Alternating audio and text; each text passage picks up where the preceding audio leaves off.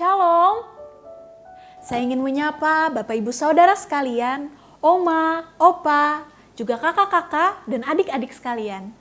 Mari bersama kita persiapkan hati dan pikiran kita. Kita mau memohon kepada Allah yang Maha Kasih. Biarlah Ia datang, memenuhi hati kita, tinggal di hati kita, dan memberikan damai bagi kita yang gentar.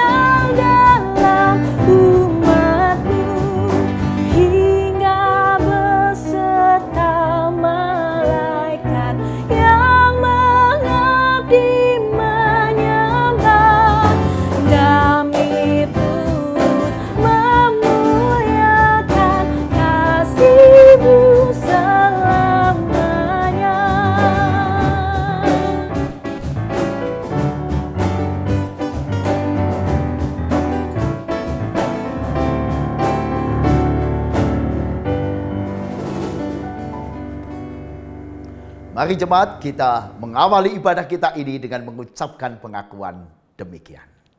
Pertolongan kita adalah di dalam nama Tuhan yang menjadikan langit dan bumi, yang kasih setianya tetap untuk selama-lamanya, yang memelihara umat manusia di tengah pergumulan dan goncangan kehidupan.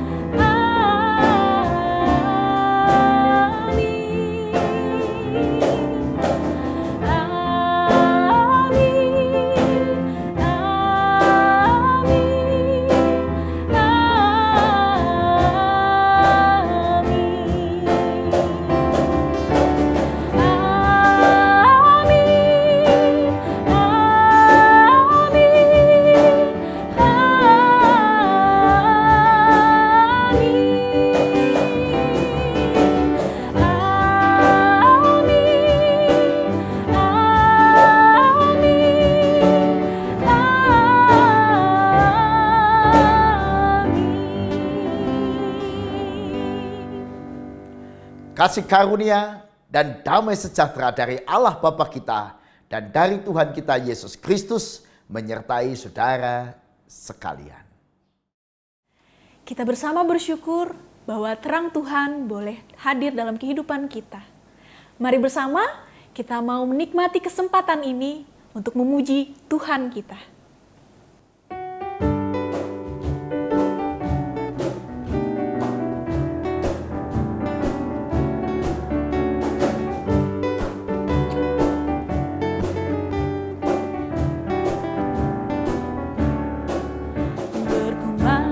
Suara dari seberang, kirimlah cahayamu. Banyak jiwa dalam dosa mengerang, kirimlah cahayamu. Kirimlah pelita Injili penyetak yang terlelap.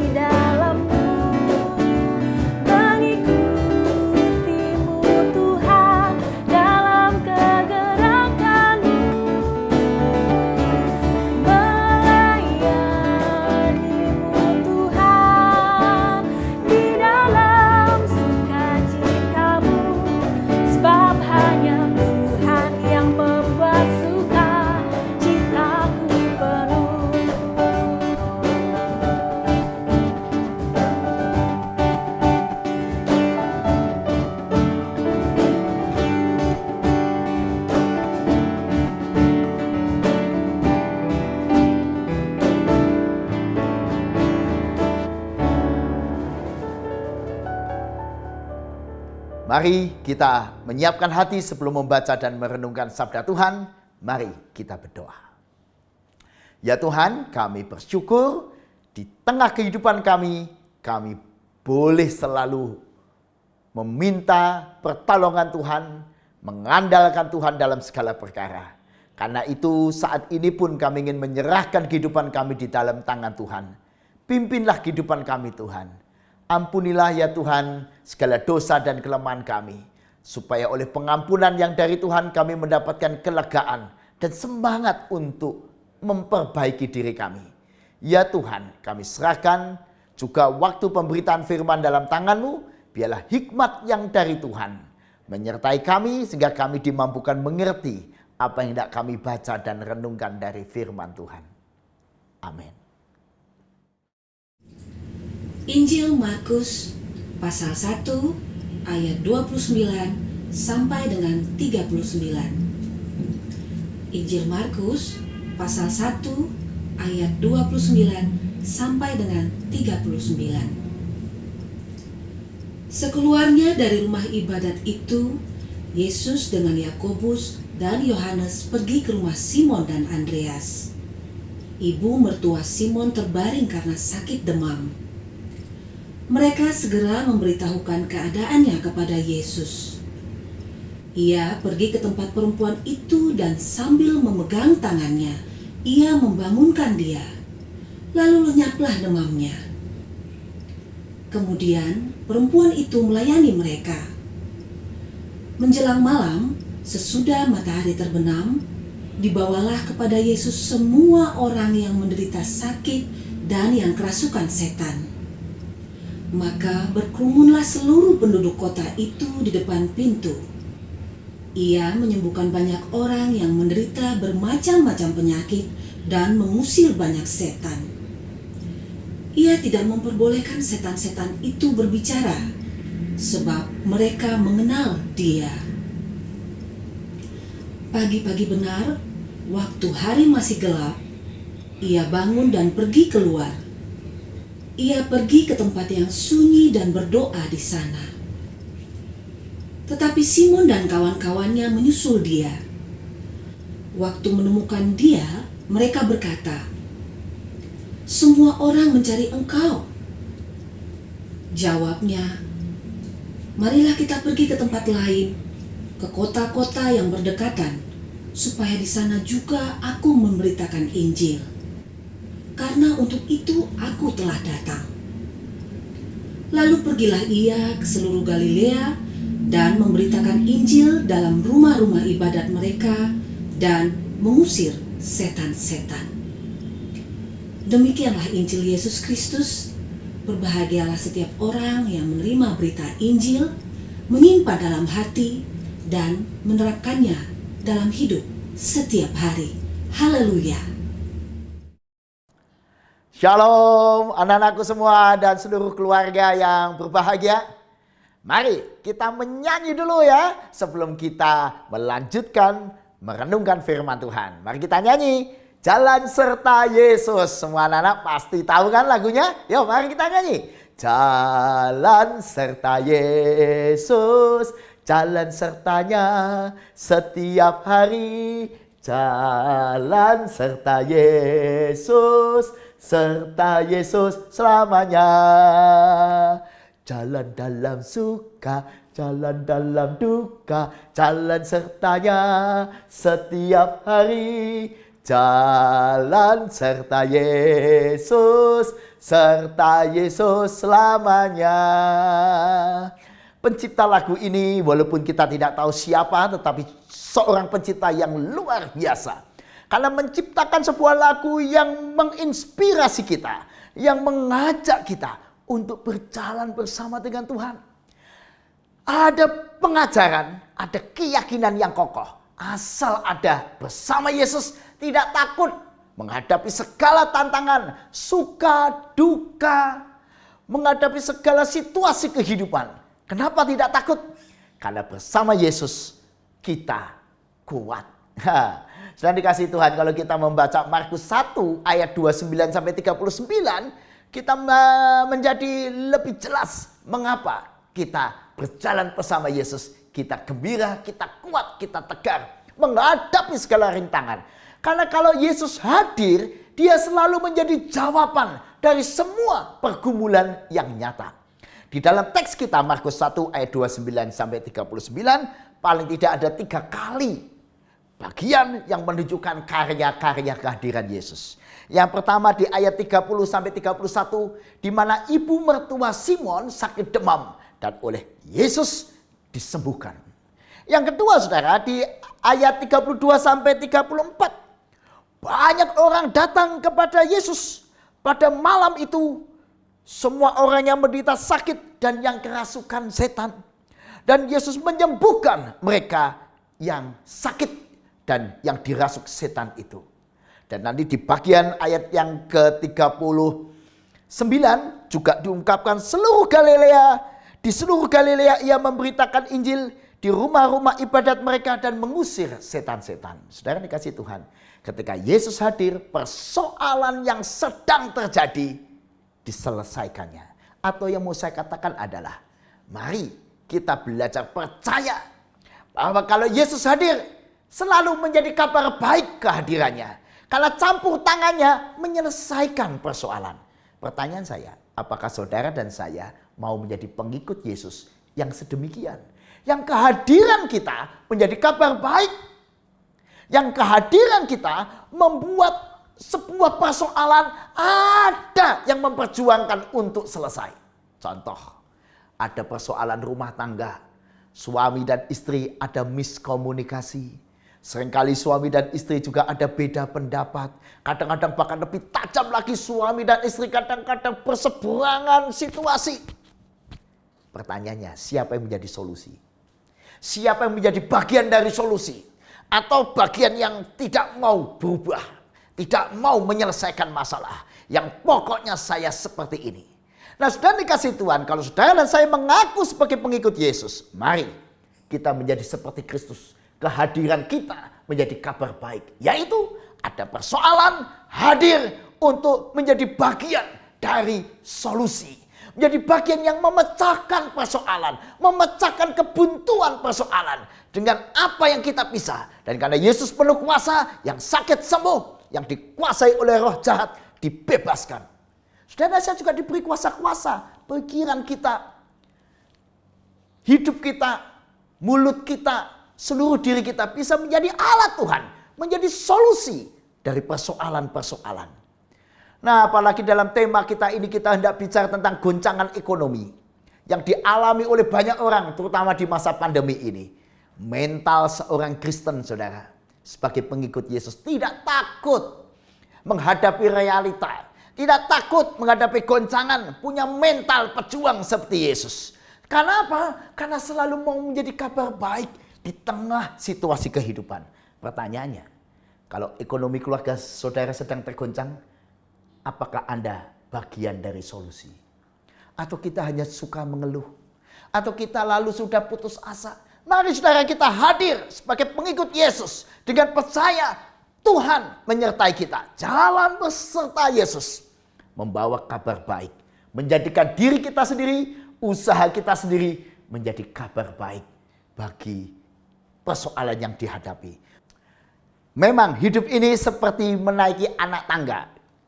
Harus dilalui step by step, harus dijalani. Betapapun beratnya setiap anak tangga, betapapun susahnya harus dijalani. Seperti anak-anak kita yang studi atau sekolah.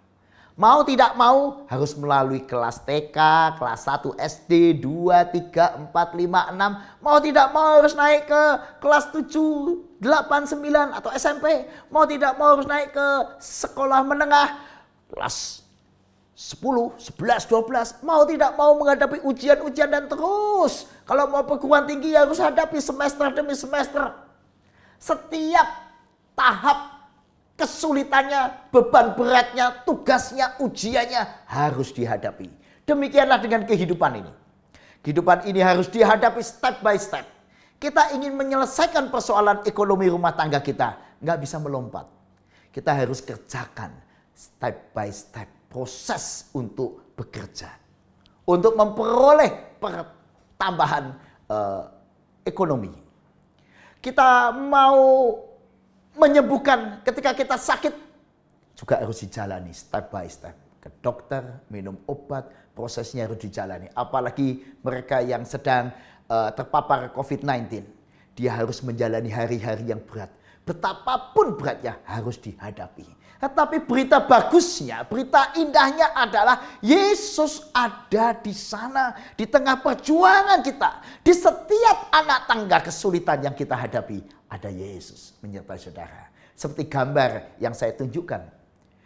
Yesus menarik kita makin tinggi ke atas. Kita tidak dibiarkan berjuang sendiri. Beban kita menjadi ringan ketika kita terikat dengan iman kita kepada Yesus. Karena dia selalu menyertai kita. Nah, karena itu sudah dikasih Tuhan. Mari. Tidak takut menghadapi tantangan. Sebaliknya, mari kita belajar dari semangat hidup Yesus. Semangat kerja Yesus. Bagaimana Yesus memanage waktunya. Dan mengisi waktunya secara optimal. Untuk melakukan hal-hal yang berguna dan bermanfaat. Pagi-pagi benar di dalam teks kita. Ayat 35. Pagi-pagi benar waktu hari masih gelap ia bangun dan pergi keluar. Ia pergi ke tempat yang sunyi dan berdoa. Dia mulai aktivitasnya dengan doa, saudara. Karena doa memang adalah energi buat kita untuk berjuang sepanjang hari. Seperti Yesus memulai harinya dengan menjalin relasi yang akrab dengan Bapanya. Dalam relasi yang akrab itulah kekuatannya, energi hidupnya. Maka tidak heran setelah itu pagi, siang, sore, malam. Dia siap untuk melakukan pekerjaan pelayanannya. Dia siap untuk melayani dunia. Bahkan dia siap nanti memikul salibnya. Mati di kayu salib. Karena relasinya dengan Bapanya itu menjadi energi kehidupan yang dahsyat. Sudah dikasih Tuhan.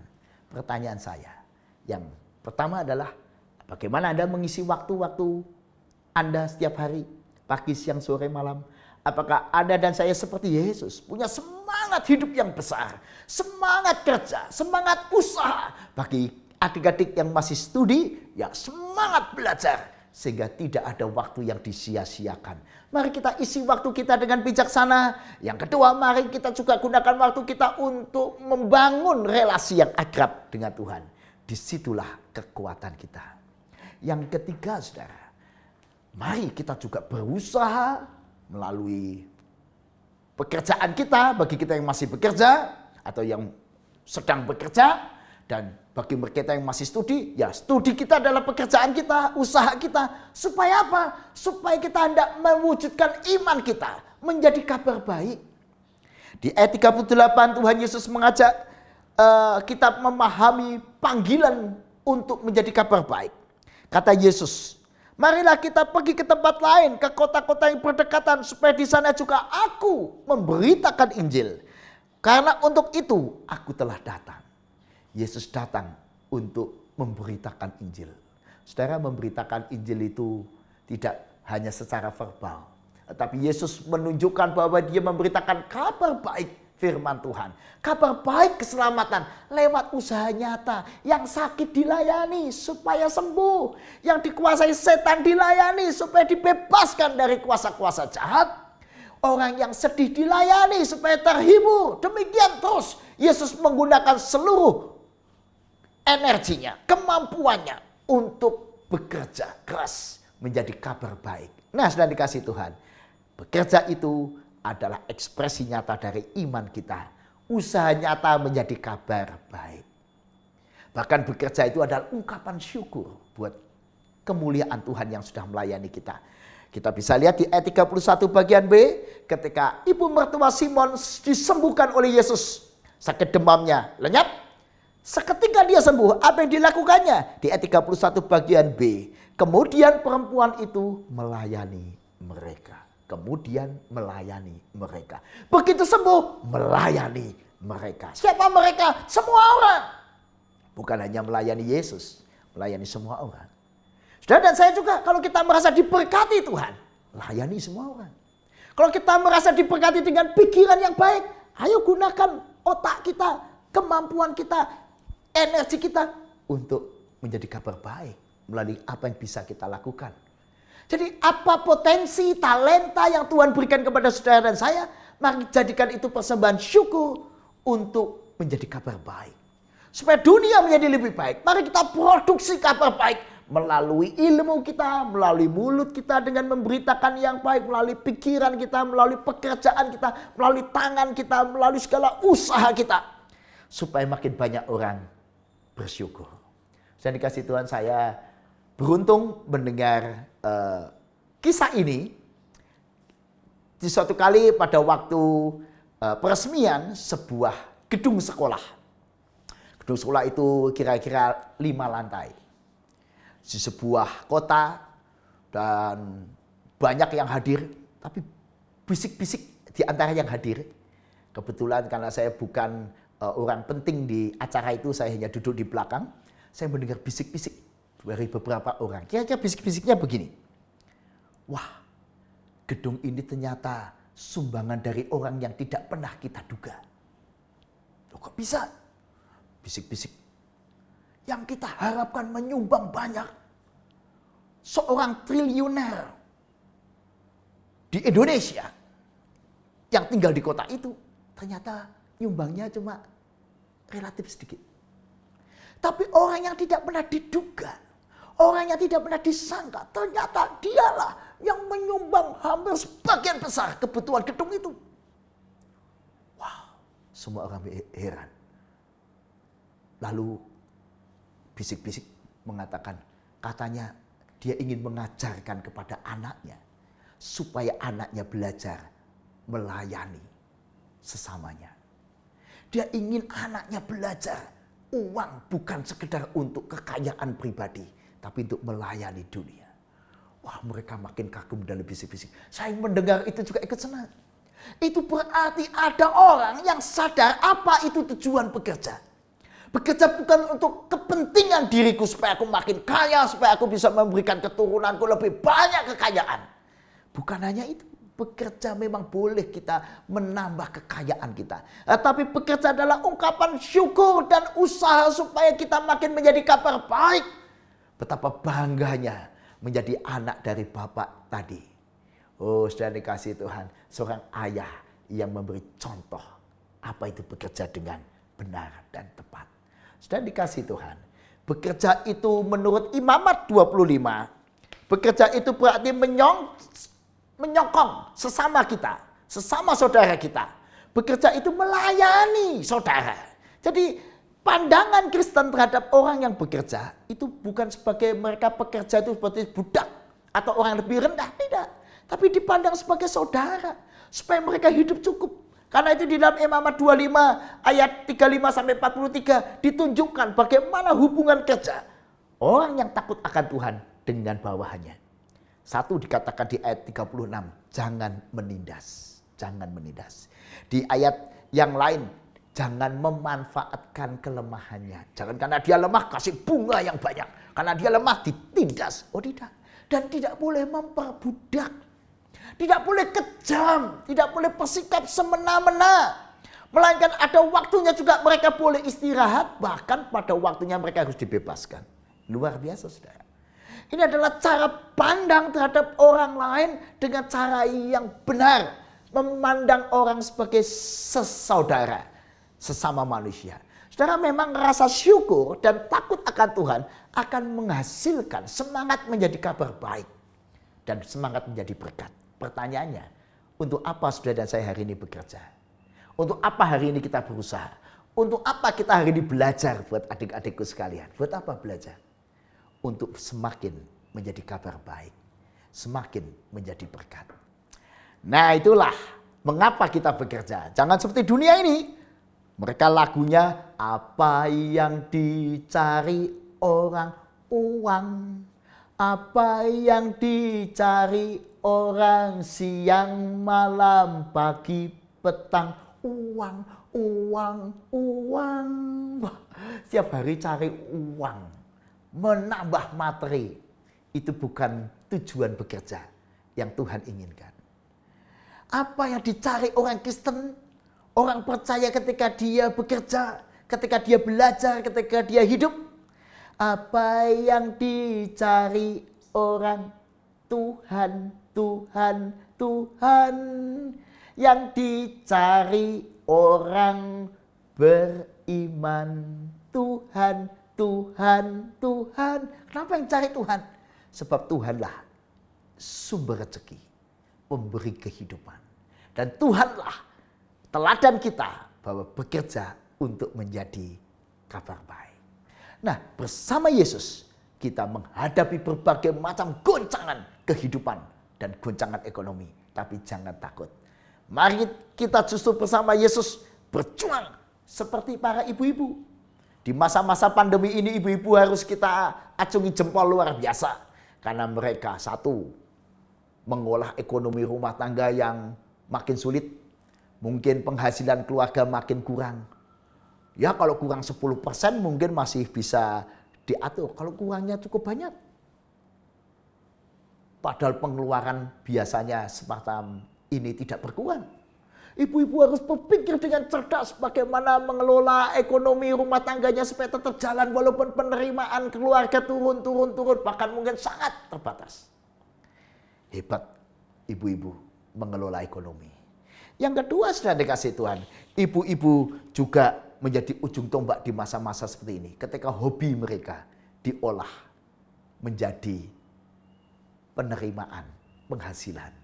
Ada yang hobi bercocok tanam, melalui cocok tanam, difoto, diupload, wah dijual, wah luar biasa. Saya mendengar beberapa kejadian seperti itu. Ada ibu yang suka membuat rujak, biasanya dia hobi makan rujak, tapi di masa pandemi ini dia membuat rujak dan dia jual. Wah luar biasa, ini ekonomi kreatif.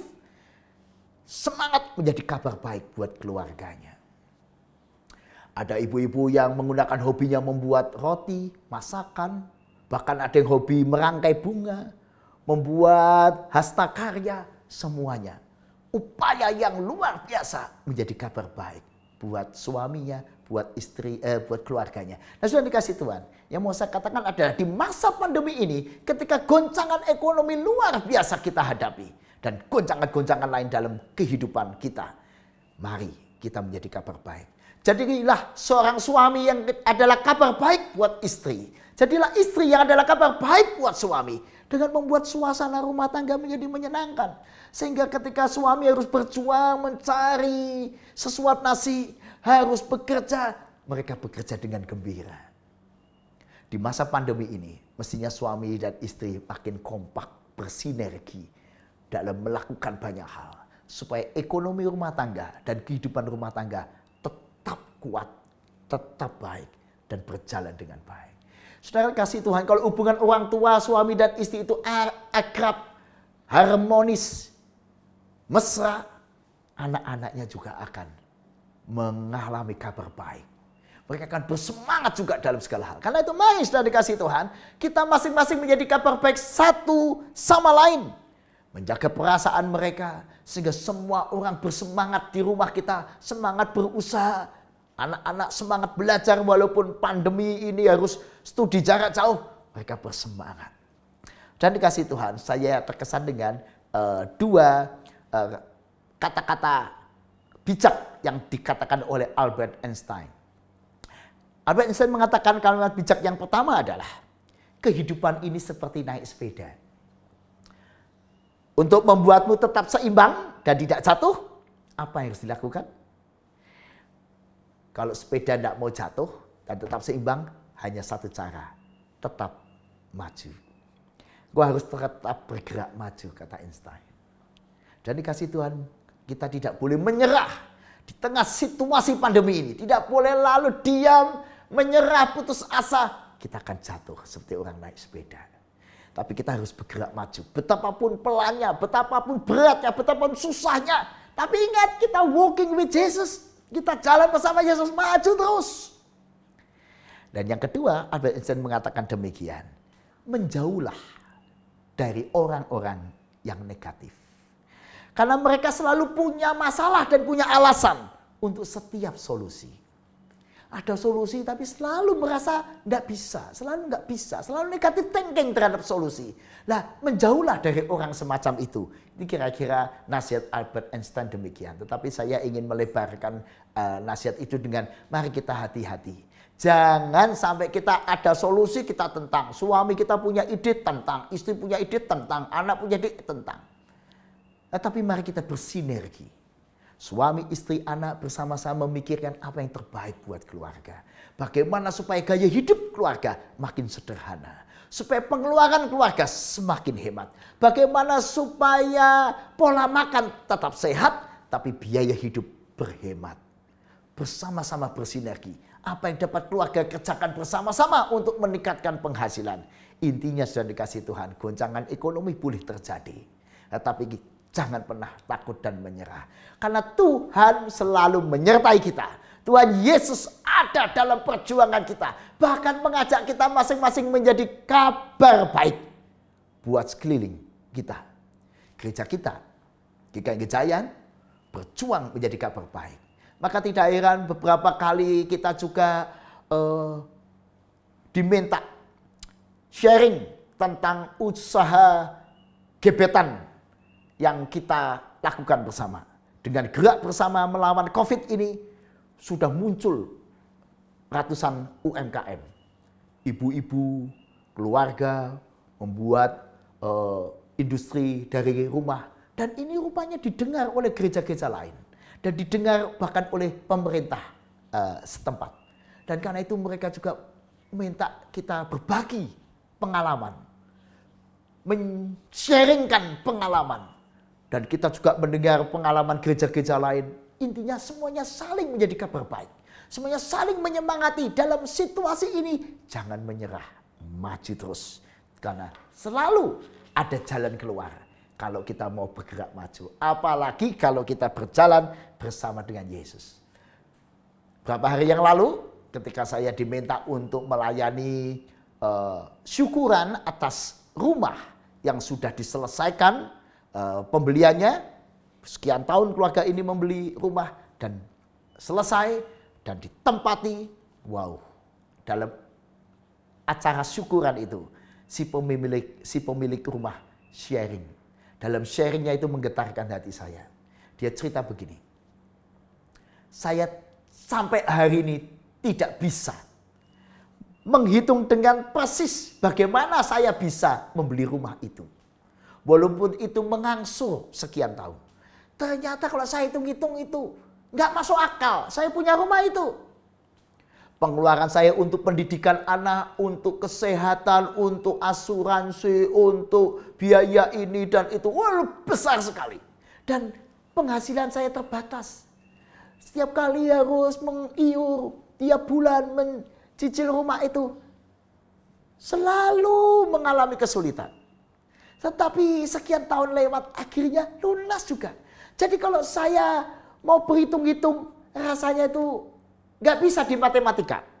Kalau ini penghasilan saya di matematika untuk mendapatkan rumah itu rasanya tidak mungkin. Hanya satu yang mungkin ketika penghasilan saya ditambah dengan anugerah Allah. Karya Allah. Itu menjadi mungkin. Ya itulah yang saya alami. Rumah ini sebenarnya adalah anugerah Allah. Penghasilan saya nggak akan cukup. Tapi anugerah Allah membuat penghasilan yang terbatas itu ditambah-tambah lagi dengan anugerah-anugerah Allah yang lain menjadi luar biasa. Dan saya menerima rumah anugerah Allah. Dan dikasih Tuhan dalam hidup saudara. Selalu kita terbatas. Seberapapun hebatnya saudara bekerja, terbatas.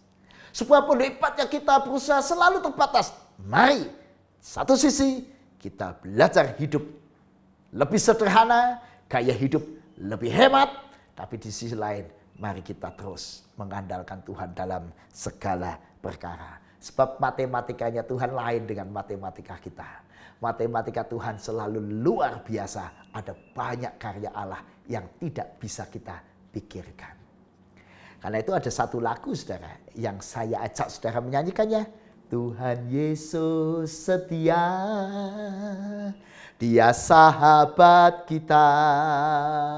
Dalam segala susahku selalu menghiburku. Dia mengerti bahasa tetesan air mata. Waktu badai mengamuk dan gelombang menyerang. Tuhan Yesus setia. Tuhan Yesus setia. Sudah dikasih Tuhan? Ketika engkau merasa sedang mengalami goncangan dan badai dalam hidupmu, andalkan Tuhan. Karena Tuhan Yesus setia. Amin. Mari jemaat, kalau kita meyakini Tuhan Yesus setia dalam segala pergumulan hidup kita, mari kita masuk dalam saat teduh. Mari kita berdoa.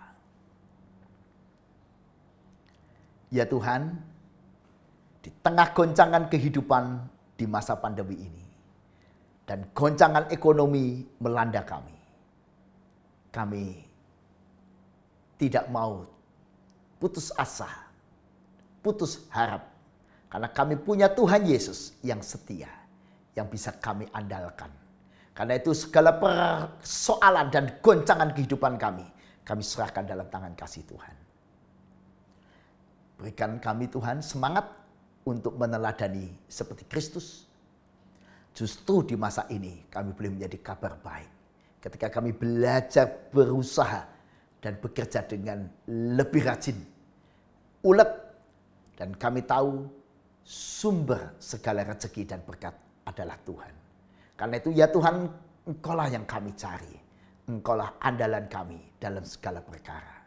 Kalau boleh ya Tuhan, melalui segala yang kami lakukan ini, yang kami persembahkan buat kemuliaan nama-Mu, boleh ada solusi, jalan keluar, kabar baik buat orang-orang sekeliling kami. Dan nama Tuhan dimuliakan. Amin. Mari jemaat Tuhan, Bapak, Ibu, Saudara, dan adik-adik sekalian di rumah, kita sambut pemberitaan firman Tuhan dengan kita ungkapkan pengakuan iman rasuli kita dengan kita menyanyikan bersama.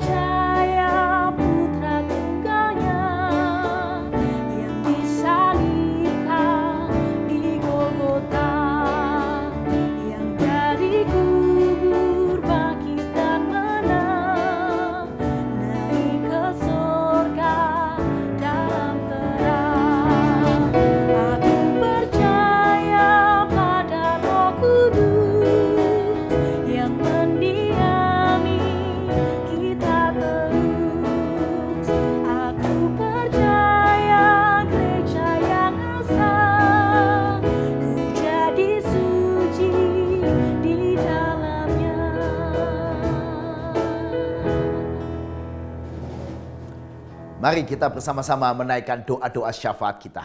Mari kita berdoa. Ya Tuhan, kami menyerahkan pergumulan kehidupan kami, pergumulan bangsa negara kami, dan pergumulan umat manusia dan seluruh dunia kami ke dalam tangan-Mu. Karena memang kehidupan kami ada begitu banyak pergumulan, terutama ya Tuhan, pandemi COVID-19 ini yang sudah menyengsarakan umat manusia. Banyak negara di seluruh dunia yang mengalami goncangan kehidupan. Karena itu ke dalam tangan-Mu ya Tuhan, kami serahkan pergumulan dunia ini. Dan secara khusus Tuhan kiranya juga berkenan menolong bangsa kami Indonesia, supaya juga mampu mengendalikan bahkan mengalahkan pandemi ini. Berkati ya Tuhan segala program yang sudah dirancang oleh pemerintah untuk menangani pandemi ini dan dampak-dampaknya.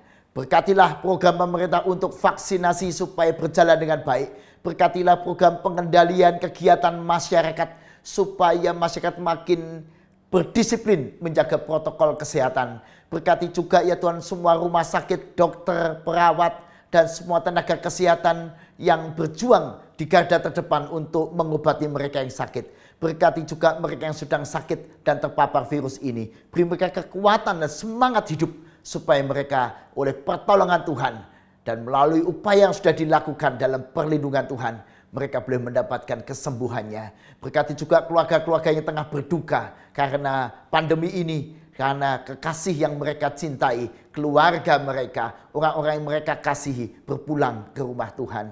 Kami serahkan ya Tuhan segala pergumulan umat manusia ke dalam tangan-Mu. Bagi mereka yang sedang berjuang untuk ekonomi keluarga yang lebih baik, untuk mengatasi pergumulan-pergumulan ekonomi, kiranya Tuhan menolong. Kami serahkan semua pergumulan umat manusia ke dalam tangan-Mu. Biarlah kasih setia-Mu mengiringi seluruh perjalanan hidup kami. Terpujilah nama Tuhan. Amin. Mari jemaat Tuhan yang terkasih, dengan penuh sukacita kita akan bersama-sama mewujudkan ucapan syukur kita di dalam bentuk persembahan. Bapak Ibu dapat mentransfer ke rekening gereja yang tertera di bawah ini ataupun melalui QRIS yang sudah tertera ada di layar Bapak Ibu Saudara sekalian. Ayat yang mendasari persembahan kita diambil dari 2 Korintus 8 ayat yang ke-12. Sebab jika kamu rela untuk memberi, maka pemberianmu akan diterima. Kalau pemberianmu itu berdasarkan apa yang ada padamu, bukan berdasarkan apa yang tidak ada padamu. Selamat mempersembahkan yang terbaik bagi Tuhan.